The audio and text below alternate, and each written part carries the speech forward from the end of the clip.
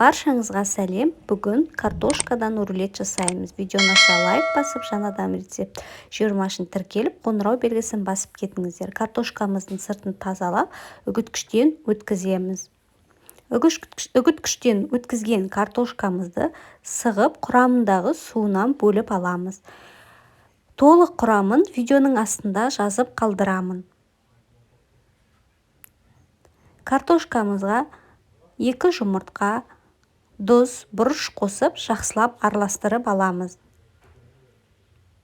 Жақсылап араластырған картошкамызды пергаментный бумаганың үстіне салып, тегістеп алып, 180 градуста қызып тұрған пеште 20 минутта пісіреміз.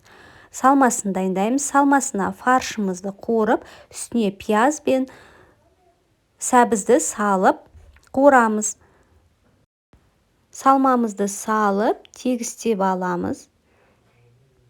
Тегістеп алып, рулетімізді орап шығамыз. Рулетімізді ыстық қалпында ораймыз. Рулетіміздің дәмі өте керемет болып шығады. Жасап көріңіздер. Соусымызды дайындаймыз. Майонез бен кетчупты жақсылап араластырып аламыз. Араластырып алған соусымызды рулетіміздің бетіне жағып шығамыз. Үгіткіштен өткізген сырымызды бетіне сеуіп шығамыз. 180 градуста қызып тұрған пешке 10 минутқа салып аламыз.